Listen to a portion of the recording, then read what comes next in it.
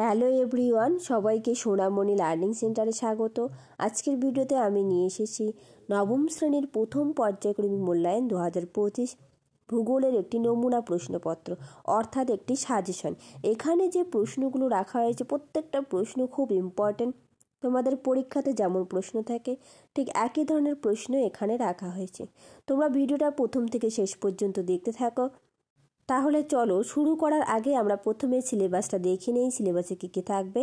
প্রাকৃতিক ভূগোল থেকে থাকবে প্রথম অধ্যায় গ্রহরূপে পৃথিবী, দ্বিতীয় অধ্যায় পৃথিবীর গতিসমূহ, আঞ্চলিক ভূগোল থেকে সপ্তম অধ্যায় ভারতের সম্পদ, মানচিত্র থাকবে ভারতের সম্পদ থেকে 5 নম্বর। ঠিক আছে, তাহলে চলো আজকের পর্বটি শুরু করা যাক। দেখো, একে বলেছে সঠিক উত্তরটি বেছে নাও যে কোনো 7টি। 1 নম্বর, পৃথিবীর নিরক্ষীয় ব্যাস। উত্তর হবে অপশন সি 12,757 কিলোমিটার। এরই সাথে মনে রাখবে পৃথিবীর নিরক্ষীয় ব্যাস 12,714 কিলোমিটার। নিরক্ষীয় ব্যাসের সঙ্গে মেরু ব্যাসের যে পার্থক্য রয়েছে সেটা 43 কিলোমিটার। একটু বলে দিলাম, পারলে একটু খাতায় নোট ডাউন করে রাখো। পরের প্রশ্ন দিয়ে দেখ, মহাবিষুব দিনটি হলো। উত্তর হবে অপশন এ 21শে মার্চ। 21শে মার্চ দিনটিকে মহাবিষুব বলা হয়। এরই সাথে মনে রাখবে 23শে সেপ্টেম্বর দিনটিকে জলবিষুব বলা হয়। দুটো প্রশ্ন হয়ে গেল। পরের প্রশ্ন, নিশীথ সূর্যের দেশ নামে পরিচিত। সঠিক উত্তরটি হবে অপশন বি নরওয়ে। নরওয়েকে নিশীথ সূর্যের দেশ বলা হয়। এই প্রশ্নটাও খুব ইম্পর্টেন্ট, প্রত্যেকটা প্রশ্নই খুব ইম্পর্টেন্ট। আমি যে প্রশ্নগুলো এক্সট্রা বলে দেবো তোরা প্রত্যেকেই খাতায় নোট ডাউন করে রাখবে, প্রত্যেকেই খাতা পেন পেপার নিয়ে বসবে। চলো পরের প্রশ্ন, 4 দাগ, 1 ডিগ্রি দ্রাঘিমার পার্থক্যের সময়ের ব্যবধান হয়। সঠিক উত্তরটি হবে অপশন এ 4 মিনিট। পরের প্রশ্ন 5 দাগ, ভারতের বৃহত্তম বায়ু শক্তি কেন্দ্রটি হলো। সঠিক উত্তরটি হবে অপশন বি তামিলনাড়ুর কন্যাকুমারী জেলার মুপান্ডাল। তাহলে তামিলনাড়ুর মুপান্ডাল ভারতের বৃহত্তম বায়ু শক্তি কেন্দ্র। পরের প্রশ্ন 6 দাগ, অনুসুর অবস্থানে সূর্য থেকে পৃথিবীর দূরত্ব কত? সঠিক উত্তরটি হবে 14,70,00,000 কিমি। এর সাথে মনে রাখবে অনুসুর অবস্থান হয় 3 জানুয়ারি আর অপসুর অবস্থান হয় 4 জুলাই। চলো পরের প্রশ্ন 7 দাগ, পৃথিবীর পরিধি সর্বপ্রথম নির্ণয় করেন। সঠিক উত্তরটি হবে অপশন ডি এরাটোস্থেনিস। এরাটোস্থেনিস পৃথিবীর পরিধি সর্বপ্রথম নির্ণয় করেন। পরের প্রশ্ন 8 দাগ, সর্বোৎকৃষ্ট আকরিক লোহা কোনটি? সঠিক উত্তরটি হবে অপশন এ ম্যাগনেটাইট। ম্যাগনেটাইট সর্বোৎকৃষ্ট আকরিক লোহা। পরের প্রশ্ন, ভারতের বৃহত্তম কয়লা খনির নাম হলো। সঠিক উত্তরটি হবে অপশন বি ঝরিয়া। ঝরিয়া ভারতের বৃহত্তম কয়লা খনি অঞ্চল। এর সাথে মনে রাখবে ভারতের প্রাচীনতম কয়লা খনি অঞ্চল হলো রানীগঞ্জ। সেটা কোথায় অবস্থিত? পশ্চিমবঙ্গে। পরের প্রশ্ন 10 দাগ, পৃথিবীর আবর্তন বেগ সবচেয়ে বেশি। উত্তর হবে অপশন এ নিরক্ষরেখায়। এরই সঙ্গে মনে রাখবে পৃথিবীর আবর্তন বেগ সবচেয়ে কম হয় মেরু অঞ্চলে। পরের প্রশ্ন, খনিজ তেলের উত্তোলক সংস্থাটি হলো অপশন বি ওএনজিসি। ওএনজিসি সদর দপ্তর কোথায় অবস্থিত? দেরাদুন। দেরাদুন কোথায়? উত্তরাখণ্ডে। প্রত্যেককেই খাতা পেন নিয়ে বসবে, আমার সাথে সাথে নোট ডাউন করবে। চলো পরের প্রশ্ন, ভারতের বৃহত্তম জলবিদ্যুৎ কেন্দ্র কোনটি? উত্তর হবে কয়না। কয়না ভারতের বৃহত্তম জলবিদ্যুৎ কেন্দ্র। এর সঙ্গে আরেকটা পয়েন্ট করো, সিদ্রাপং ভারতের প্রথম জলবিদ্যুৎ কেন্দ্র, আর সিদ্রাপং দার্জিলিংয়ে অবস্থিত। চলো পরের প্রশ্ন 2 দাগ, নিচের প্রশ্নগুলির উত্তর দাও যে কোনো 5টি। 1, ভারতের বৃহত্তম লৌহ খনিটির নাম লেখো। উত্তর, ভারতের বৃহত্তম লৌহ খনিটির নাম হলো বায়লাডিলা। পরের প্রশ্ন 2 দাগ, ব্ল্যাক ডায়মন্ড বা কালো হিরে কাকে বলে? উত্তর, কয়লাকে কালো হিরে বলা হয়। পরের প্রশ্ন 3 দাগ, আধুনিক শিল্পদানব কাকে বলা হয়? উত্তর, পেট্রোরসায়ন শিল্পকে আধুনিক শিল্পদানব বলা হয়। পরের প্রশ্ন 4 দাগ, ভারতের প্রথম পারমাণবিক বিদ্যুৎ কেন্দ্র কোথায় গড়ে উঠেছে? উত্তর, ভারতের প্রথম পারমাণবিক বিদ্যুৎ কেন্দ্র মহারাষ্ট্রের তারাপুরে গড়ে উঠেছে।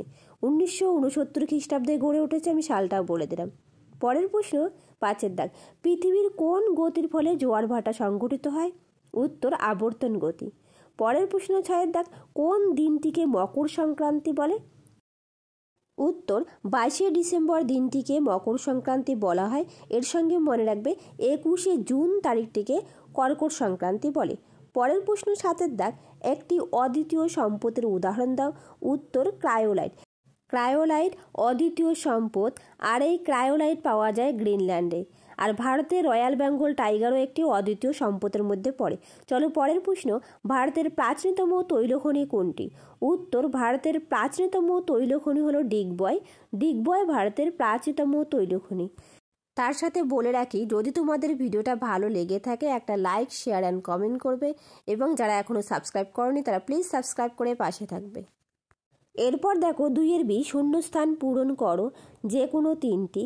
1, মঙ্গল গ্রহকে ড্যাশ বলে? উত্তর হবে মঙ্গল গ্রহকে লাল গ্রহ বলে। 2, ফারাক্কায় একটি ড্যাশ কেন্দ্র রয়েছে? তো ফারাক্কায় একটি তাপবিদ্যুৎ কেন্দ্র রয়েছে। 3 দাগ, সম্পদের প্রকৃত জননী বলা হয় জ্ঞানকে। পরের প্রশ্ন 4 দাগ, পৃথিবীর নিরক্ষীয় ব্যাস ও মেরু ব্যাসের মধ্যে পার্থক্য 43 কিলোমিটার, আমি একটু আগে বলেওছিলাম। পরের প্রশ্ন 5 দাগ, শুধু পৃথিবী কেন, সূর্যও নিজের অক্ষের উপর ঘোরে? বলেছিলেন কে? গ্যালিলিও। গ্যালিলিও বলেছেন শুধু পৃথিবী নয়, সূর্যও নিজের অক্ষের উপর ঘুরে চলেছে। চলো পরের প্রশ্ন। এরপর দেখো 3 দাগ, 2-3টি বাক্যে উত্তর দাও যে কোনো তিনটি, 2 নম্বর করে থাকবে। 1 বলছে পৃথিবীকে নীল গ্রহ বলে কেন? উত্তর, মহাকাশ থেকে পৃথিবীকে সাদা ও নীল রঙের দেখায়। বায়ুমণ্ডলের মেঘে সূর্যালোক পড়ে সাদা দেখায় এবং জলভাগকে নীল দেখায়। যেহেতু পৃথিবীর বেশিরভাগ অংশই সমুদ্র বেষ্টিত, তাই মহাকাশ থেকে পৃথিবীকে নীল দেখায়, সেই জন্য পৃথিবীকে নীল গ্রহ বলে।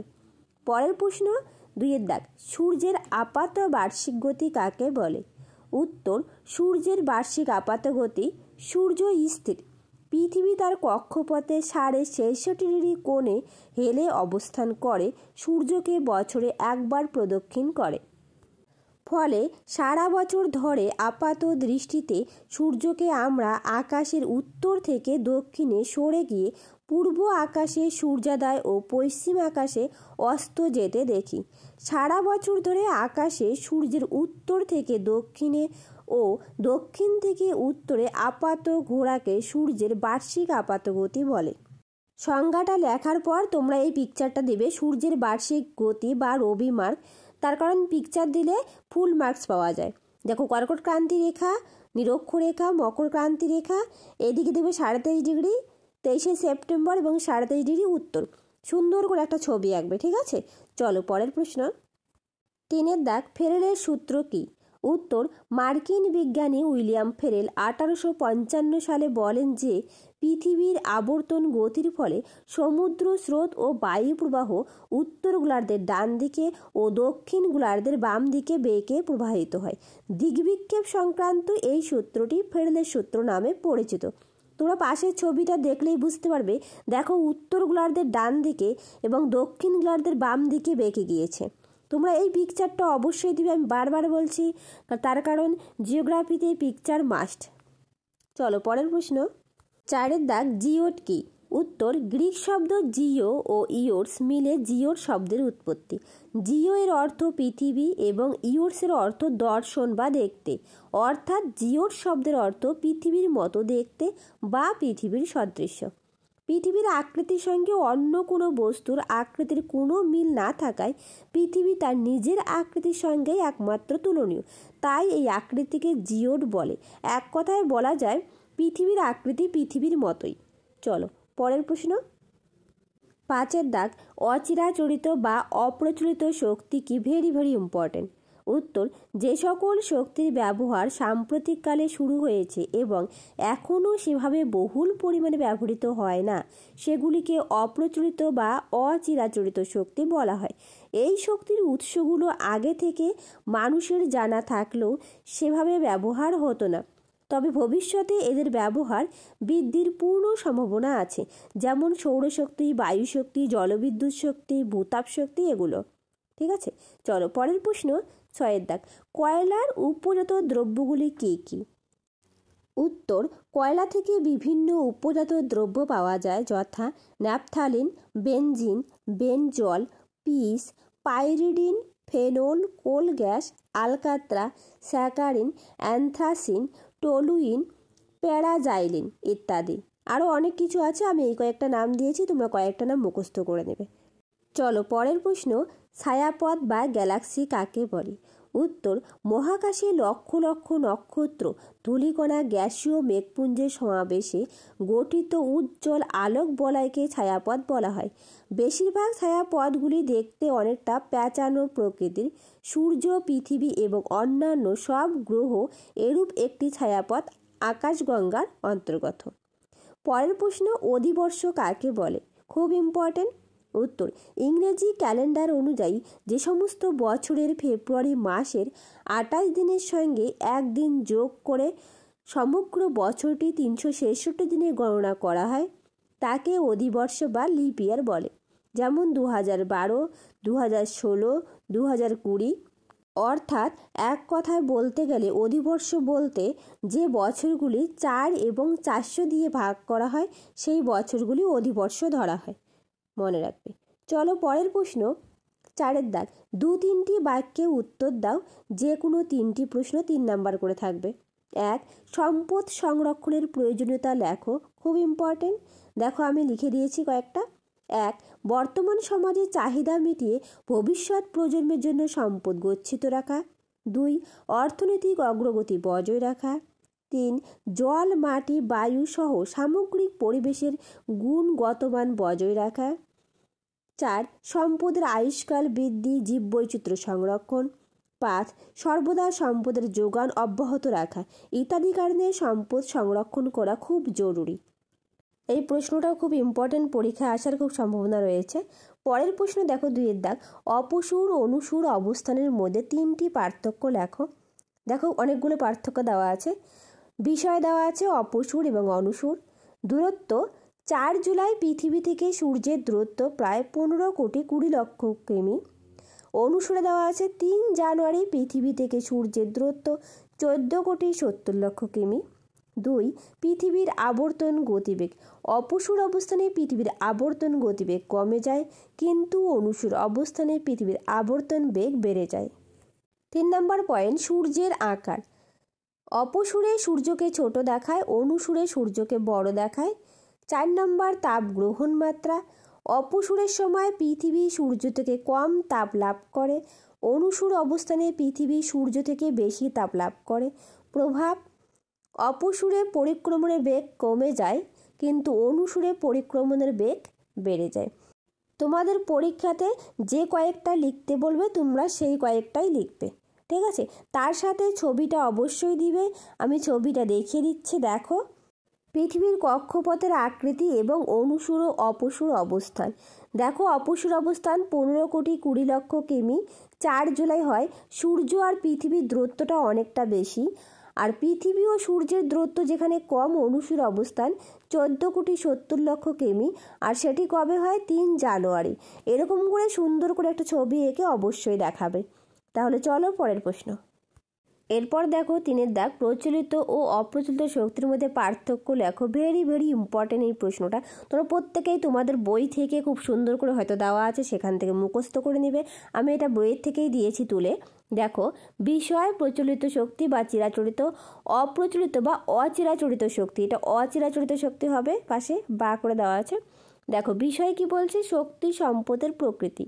এই প্রকার শক্তি সম্পদগুলি অধিকাংশ গচ্ছিত বা ক্ষয়িষ্ণু প্রকৃতির সম্পদ হওয়ায় এগুলির যথেচ্ছ ব্যবহারের ফলে নিঃশেষিত হওয়ার সম্ভাবনা থাকে, যেমন কয়লা, খনিজ তেল ইত্যাদি।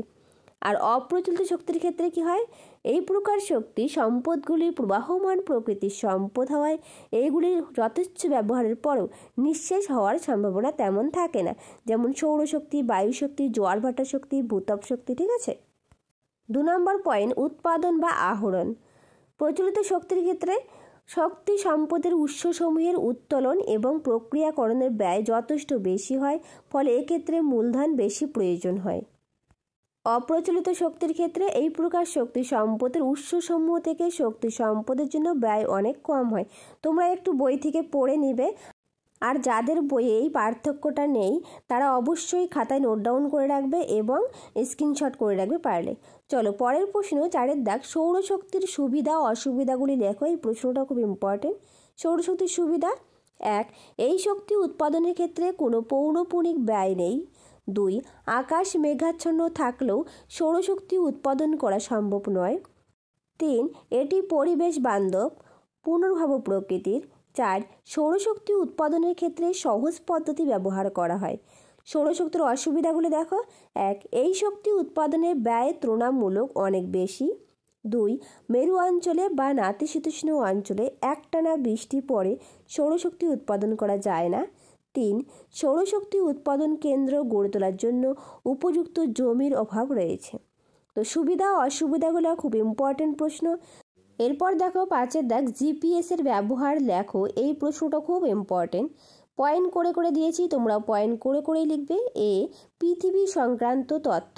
পৃথিবী সংক্রান্ত তথ্য যেমন কৃত্রিম উপগ্রহ, পৃথিবীর আয়তন, ভর, ঘনত্ব, পরিধি সংক্রান্ত বিষয় জানতে জিপিএসের সাহায্য নেওয়া হয়।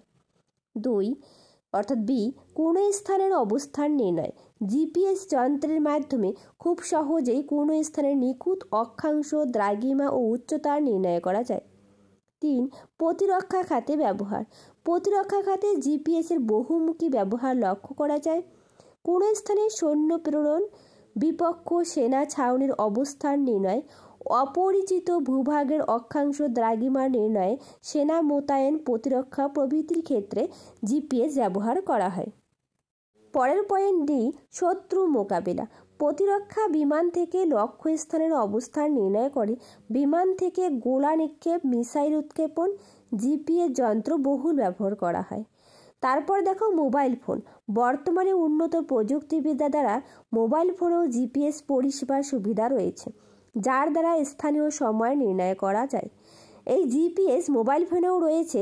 আমরা যখন কোনো ক্যাব বুক করি বা কোথাও যাই ক্যাব বুক করি, সেক্ষেত্রে কিন্তু জিপিএসের সাহায্যেই লোকেশন দেখানো হয় বা দেখা যায়। তোমরা খেয়াল করবে, আমরা মোবাইল ফোনে স্থানীয় সময় এবং সেখানকার লোকেশন, অক্ষাংশ, দ্রাঘিমাংশ কিন্তু জানতে পারি এই জিপিএসের মাধ্যমে। আর জিপিএসের ফুল ফর্মটা বলে দিচ্ছি, গ্লোবাল পজিশনিং সিস্টেম। তোমরা পারলে একটু লিখে নাও, আর একবার বলছি, গ্লোবাল পজিশনিং সিস্টেম। চলো পরের প্রশ্ন, 5-এর দাগ, নিচের যে কোনো একটি প্রশ্নের উত্তর দাও। 5 নম্বর থাকবে। 1-এ বলেছে পৃথিবীর আহ্নিক গতির ফলাফল আলোচনা করো, অথবা পৃথিবীর যে কোনো একটি গতির ফলাফল বর্ণনা করো। উত্তর, পৃথিবীর যে কোনো একটি গতি বা আহ্নিক গতির ফলাফল। যে গতির দ্বারা পৃথিবী নিজ অক্ষ বা মেরুদণ্ডের উপর পশ্চিম থেকে পূর্বে ঘড়ির কাঁটার বিপরীতে 23 ঘন্টা 56 মিনিট 4 সেকেন্ডে বা প্রায় 24 ঘন্টায় একবার আবর্তন করে, সেই গতিকে আবর্তন বা আহ্নিক গতি বলে। পৃথিবীর আবর্তন গতির ফলাফল সমূহ আমি পয়েন্ট করে করে লিখেছি। 1 নম্বর পয়েন্ট, পর্যায়ক্রমে দিন ও রাত সংগঠন। দেখো, পৃথিবী গোলাকার এবং নিজস্ব কোনো আলো নেই। সূর্যের আলোতেই পৃথিবী আলোকিত এবং উত্তপ্ত হয়। তাই আবর্তন করার সময় পর্যায়ক্রমে গোলাকার পৃথিবীর যে অংশ সূর্যের আলো পড়ে সেখানে দিন হয়, বিপরীত অংশে সূর্যের আলো পড়ে না, ফলে সেখানে রাত হয়। 2 নম্বর পয়েন্ট, সূর্যোদয় ও সূর্যাস্ত। পৃথিবী পশ্চিম থেকে পূর্ব দিকে আবর্তন করে বলেই প্রতিদিন পূর্ব দিকে সূর্যোদয় এবং পশ্চিম দিকে সূর্যাস্ত হয়।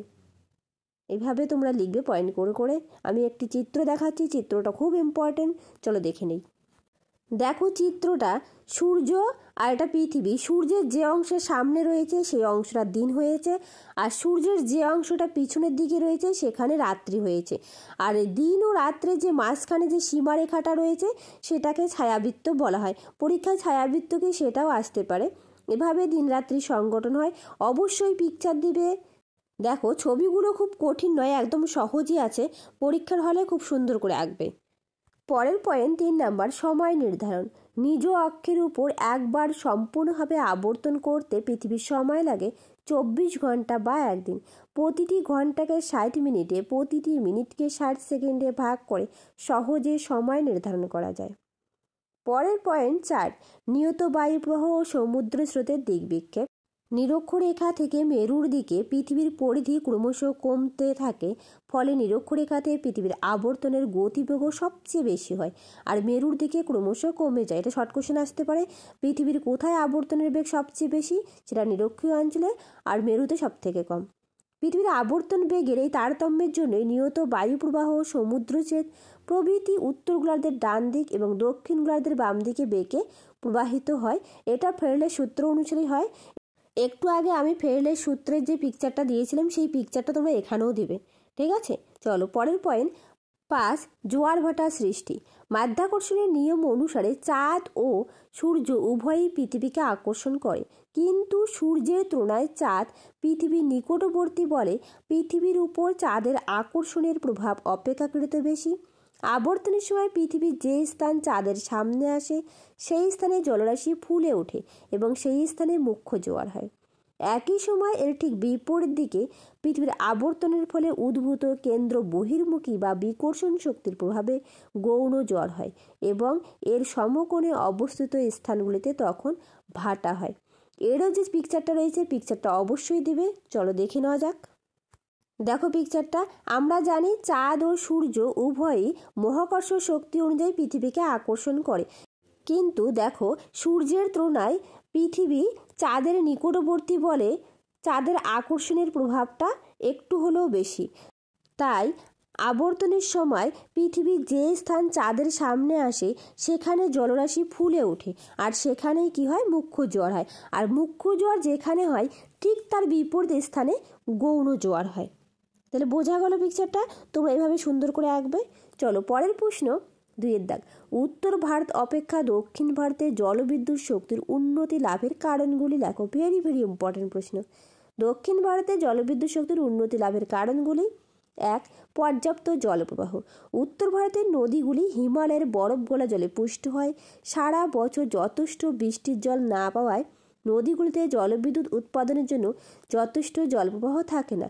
অপরপক্ষে দক্ষিণ ভারতের নদীগুলি বৃষ্টির জলে পুষ্ট হয়, যথেষ্ট জলপ্রবাহ থাকে, যা জলবিদ্যুৎ উৎপাদনে সহায়ক। চলো পরের পয়েন্ট 2 স্বাভাবিক খরস্রোত। উত্তর ভারতের নদীগুলি বেশিরভাগই সমভূমির উপর দিয়ে প্রবাহিত হওয়ায় এইগুলিতে স্রোত খুবই কম। অপরদিকে দক্ষিণ ভারতের ভূমিরূপ বন্ধুর বলে এখানকার নদীগুলি স্বাভাবিকভাবে খরস্রোতা এবং জলবিদ্যুৎ উৎপাদনের পক্ষে বিশেষ উপযোগী। 3 সুদীর্ঘ পার্বত্য প্রবাহ। উত্তর ভারতের অধিকাংশ নদীগুলি প্রধানত হিমালয় পর্বত থেকে উৎপন্ন হয়ে পরে সমভূমির উপর দিয়ে প্রবাহিত হয়েছে, কিন্তু দক্ষিণ ভারতের নদীর ঊর্ধ্ব বা পার্বত্য প্রবাহের দৈর্ঘ্য বেশি হওয়ায় গতিপথের প্রায় সর্বত্রই জলবিদ্যুৎ কেন্দ্র গড়ে তোলা যায়। পরের পয়েন্ট 4 শিলাস্তরের প্রকৃতি। দক্ষিণ ভারতের অপূর্বস্য শিলাস্তর থাকায় এখানে বিশাল জলাধার নির্মাণ করে বৃষ্টির জল ধরে রাখা সারা বছর জলবিদ্যুৎ উৎপাদন করা সম্ভব, কিন্তু উত্তর ভারতে ইহা সম্ভব নয়। পরের পয়েন্ট 5 অন্যান্য শক্তি সম্পদের অভাব। উত্তর পূর্ব ভারতে প্রচুর কয়লা পাওয়া যায়, কিন্তু খনিজ তেলও কিছু পরিমাণে উত্তোলিত হয়, ফলে কয়লা ও খনিজ তেলের মতো বিকল্প উৎস ব্যবহারের সহজ সুযোগ থাকায় উত্তর ভারতে জলবিদ্যুৎ উৎপাদনে গুরুত্ব দেওয়া হয় না। অপরদিকে দক্ষিণ ভারতে কয়লা সমৃদ্ধ নয় এবং এখানে খনিজ তেলও উত্তোলিত হয় সামান্য। কয়লা ও খনিজ তেলের এই অভাব দক্ষিণ ভারতে জলবিদ্যুৎ উৎপাদনের অনুকূল পরিবেশ সৃষ্টি করেছে। তাহলে এই যে কারণগুলো আমি লিখলাম, প্রত্যেকটা কারণ তোমরা পয়েন্ট করে করে লিখবে, ঠিক আছে? এইসব কারণে উত্তর ভারতের চেয়ে দক্ষিণ ভারতের নদ নদীগুলি থেকে বেশি জলবিদ্যুৎ উৎপাদিত হয়। এই পর্যন্ত লিখবে। তার সাথে বলে রাখি, তোমাদের যদি ভিডিওটা ভালো লেগে থাকে একটা লাইক, শেয়ার অ্যান্ড কমেন্ট করবে। এরপর দেখো আমি আরও কিছু প্রশ্ন রেখেছি যেগুলো তোমরা বাড়িতে কমপ্লিট করবে। চিত্রসহ পৃথিবীর ঋতুচক্রের সংক্ষিপ্ত বর্ণনা দাও। অন্যভাবে আসতে পারে পৃথিবীর ঋতুর পরিবর্তন ব্যাখ্যা করো। তারপর দিন রাত্রি রাশিবৃদ্ধির ঘটনাটি চিত্রসহ আলোচনা করো। এই প্রশ্নগুলো তোমরা বাড়িতে কমপ্লিট করবে। আর যদি তোমাদের এই প্রশ্নগুলো অসুবিধা মনে হয় কমেন্ট বক্সে কমেন্ট করবে, আমি উত্তরগুলো দিয়ে দেবো। তো আজ রইল এই পর্যন্ত। দেখা হবে নতুন আর একটা ভিডিওতে। লাইক, শেয়ার অ্যান্ড সাবস্ক্রাইব করে পাশে থাকবে।